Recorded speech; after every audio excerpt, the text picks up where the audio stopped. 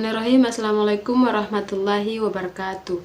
Saya Nursan Palirone. Di sini saya akan menjelaskan materi saya tentang bimbingan dan konseling dan stres dan sumber stres dalam pekerjaan.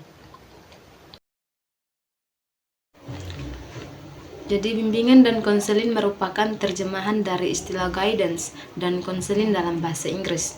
Secara harfiah, istilah guidance berasal dari akar kata guide yang berarti mengelola, mengarahkan, dan memandu.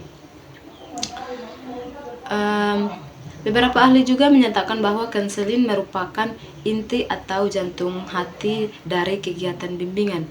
Ada pula yang menyatakan bahwa konseling merupakan salah satu jenis layanan bimbingan.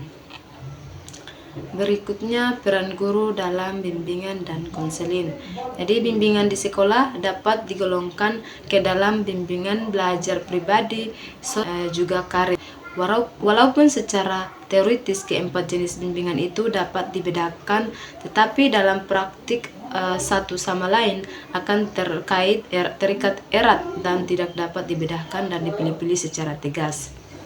Jadi dalam bimbingan konseling ada yang namanya bimbingan belajar. Jadi dalam bimbingan sekolah ada juga yang namanya bimbingan belajar.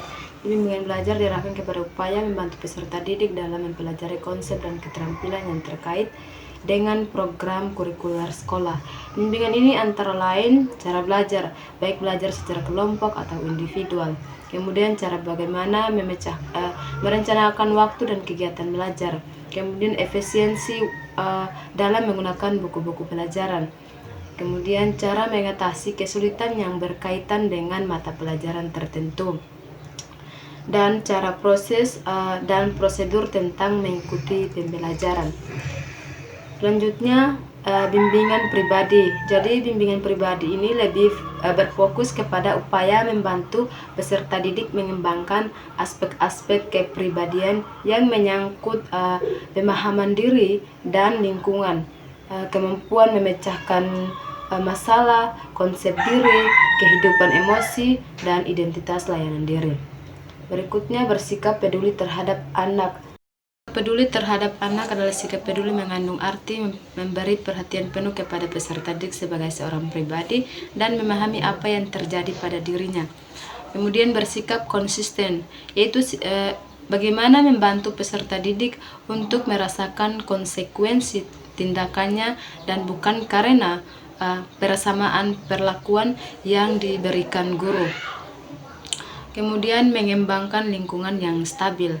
Jadi guru harus berupaya untuk mengembangkan struktur program dan tatanan yang dapat menumbuhkan perasaan peserta didik bahwa dirinya hidup dalam dunia yang memiliki keteraturan, stabilitas, dan tujuan. Kemudian bersikap permisif adalah sikap memberikan kelulusan dan memberikan keluasan dan menumbuhkan keberanian peserta didik untuk menyatakan diri dan menguji kemampuannya serta bersikap toleran terhadap kekeliruan dan keragaman perilaku peserta didik. Berikutnya, bimbingan sosial. Bimbingan sosial diarahkan kepada upaya membantu peserta didik mengembangkan keterampilan sosial atau keterampilan berinteraksi di dalam kelompok. Keterampilan sosial yaitu kecakapan berinteraksi dengan orang lain dan cara-cara yang digunakan dalam interaksi tersebut sesuai dengan aturan dan tujuan dalam konteks kehidupan sosial tertentu. Di dalam kehidupan anak sekolah, kecakapan tersebut adalah kecakapan interaksi dengan kelompok teman sebaya atau orang dewasa. Kemudian bimbingan karir. Jadi bimbingan karir di sekolah diarahkan untuk menumbuhkan kesadaran dan pemahaman peserta didik atau ragam kegiatan dan pekerjaan di dunia sekitarnya. Jadi pengembangan sikap positif terhadap semua jenis pekerjaan dan rangkaian lain dan pengembangan kegiatan yang positif. Selanjutnya adalah stres dan sumber stres dalam pekerjaan. Jadi perlu kita ketahui bahwa stres adalah bentuk ketegangan dari fisik, psikis, emosi maupun mental. Bentuk ketegangan ini mempengaruhi kinerja keseharian seseorang. Bahkan, stres dapat membuat produktivitas menurun, rasa sakit, dan gangguan-gangguan mental. Pada dasarnya, stres merupakan sebuah bentuk ketegangan, baik fisik maupun mental. Jadi ada beberapa faktor yang dapat mempengaruhi stres. Yang pertama itu faktor dalam, yang dimana yang pertama faktor biologis, meliputi faktor genetika, pengalaman hidup, ritme biologis, ketidakmakan, postur tubuh, kelelahan, penyakit, dan abnormalitas adaptasi.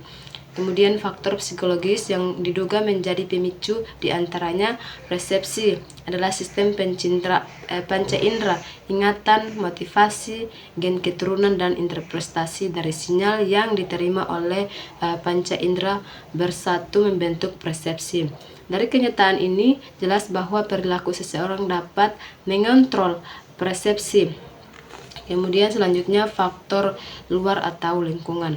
Jadi seperti lingkungan fisik, cuaca, misalnya cuaca, peristiwa alam, kemudian minimnya air bersih, lingkungan yang kotor, dan perlengkapan kerja yang tidak memadai. Kemudian lingkungan biotik yang yaitu manusia modern cenderung menjadi pemangsa atau predator bagi makhluk lainnya. Meskipun begitu mereka juga masih rentan untuk dimangsa. Pemangsa manusia dewasa ini bukan lagi seekor harimau, melainkan makhluk mikroskopik seperti bakteri dan virus yang menyebabkan timbulnya penyakit atau kerusakan pada tubuh. Kemudian lingkungan sosial yang menjadi sumber stres manusia. Pada dasarnya adalah manusia itu sendiri, yaitu manusia dalam lingkungan kehidupan sosial yang lebih luas. Jadi lingkungan sosial yang dapat dikategorikan sebagai sumber stres diantaranya kehidupan perkotaan. Jadi gaya hidup modern, suasana tempat kerja, dan iklim kehidupan keluarga atau ketidakharmonisan antar anggota keluarga atau antar orang tua dengan anak yang kurang mendapat perhatian dari orang tua.